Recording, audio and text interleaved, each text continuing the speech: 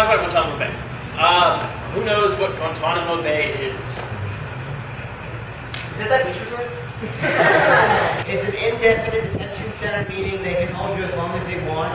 Guantanamo Bay is a holding cell for enemy combatants, and it's based in Cuba. So let's talk about Guantanamo Bay. So in 1903, we leased Guantanamo Bay from Cuba after the Spanish-American War, but we leased the Guantanamo Bay from Cuba, right? And then, so we kept it, we just did nothing with it for a while, used it as a naval base. And then in 1936, with General Batista, or dictator Batista, we renewed the lease, and we said that in order to cancel the lease, we have to have both sides consent to the cancellation of it. So in the 1960s, Castro was like, yo, US, you imperialist pigs, can we have our Guantanamo Bay back? We're like, no, we don't consent to the lease, and he got all mad, but it's fine. So right now, and then in the 1990s, we used it to help Haitian immigrants escape to the U.S. because there was a coup in the 1990s in Haiti, and everyone was like, oh wow, using Guantanamo Bay for such a good cause, good job, U.S. But then in 2002, we turned it into a holding cell for enemy combatants.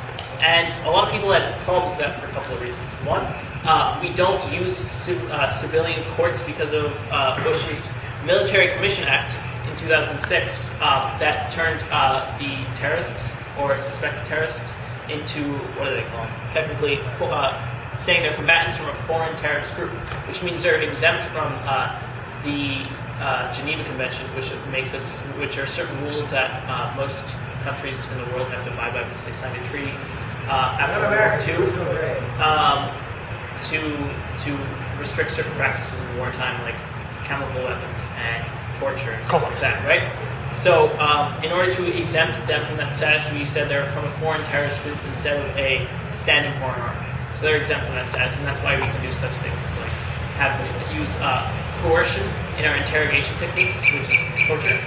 And there was a lot of controversy over that. So in 2002, that little thing 9/11 happened, and the U.S. is a little paranoid, and they're like, war on terror, blah blah blah. So we turned it into a holding cell.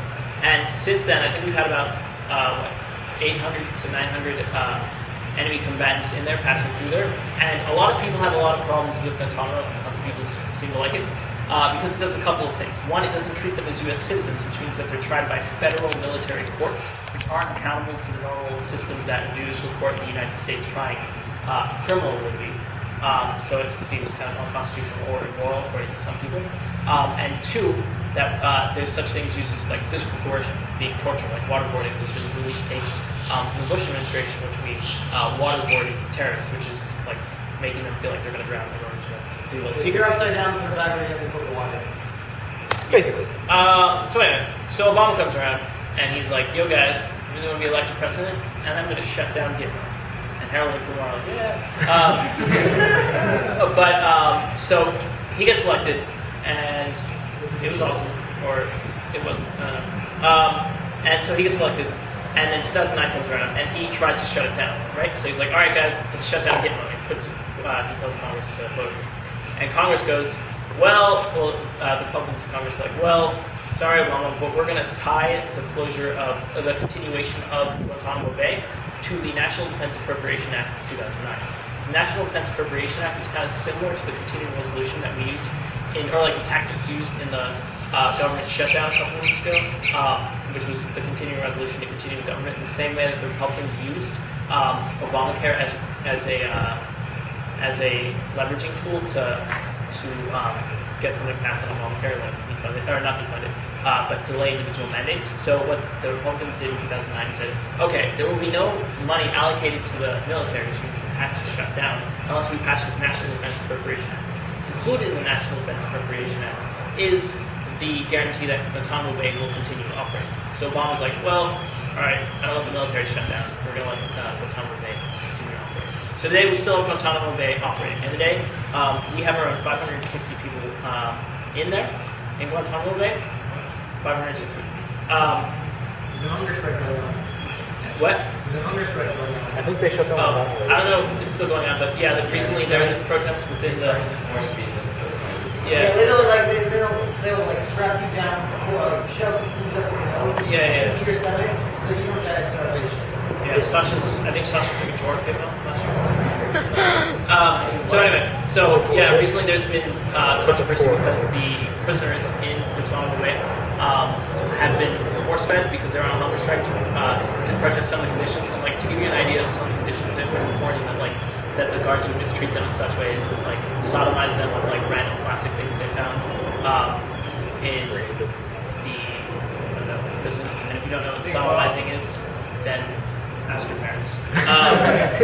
So there's been a lot of controversy over the mistreatment of people in Guantanamo Bay. But a lot of people say that there's a use for Guantanamo Bay. Because the problem with holding people indefinitely within Guantanamo Bay is not all of them have evidence against them. In fact, the majority of them don't have evidence against them to try them and keep them in a legitimate prison.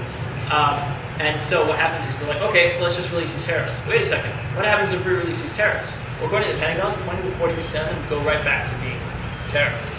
So there's kind of this dilemma. It's like, well, we have these people who are in an awkward position because, one, if we keep them, not only do we generate international controversy and controversy within our own country, but two, we use it as a source of like antagonism against other terrorists, breeding further terrorism in other countries. But if you do release them, there's a possibility that the terrorists will go back into the field and be terrorists. And a lot of these people are supposedly high-ranking officers. And there's also arguments against using civilian courts. Like I was reading this one thing on Fox News that was saying that I read all these sources.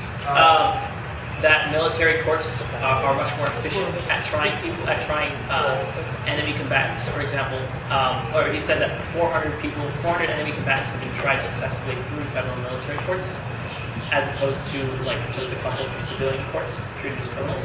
So there's efficiency versus accountability. So that's kind of the one we're facing right now in Texas. Yeah, so that's one of the chief complaints is maybe it is efficient, but who knows that it's a fair trial because there's no sort of accountability. Anybody in the military courts that were tried, were any of them counted as not guilty? Oh, I don't know. I know that people were sent back from Guantanamo Bay because there wasn't enough evidence to prosecute.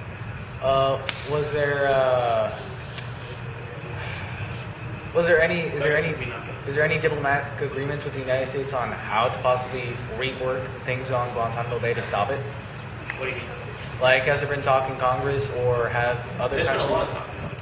Have other countries tried to speak with the United States on programs or plans to possibly help them out? Actually, we have some programs with Yemen to give them back their terrorists, and that's the problem because there's controversy and there's debate in Washington over whether or not we want to give back these terrorists to these countries. But we do it through diplomatic channels. Yeah. So, what do you guys think about Guantanamo Bay? Do you think it's worth the controversy? Do you think that if we release these potential terrorists, they'll go back in the field, resume their high-ranking positions with renewed vigor, and prosecute the United States? Or do you think that it's an offense to human rights, and the United States as an industrialized nation has a responsibility to adhere to certain international standards? I'm already in other countries and I haven't tried there. But it's more unbiased. Unbiased? By sending them to other countries to be tried instead of the United States. I think that'd be part of the giving back program. Yeah. Like extradition, sorry.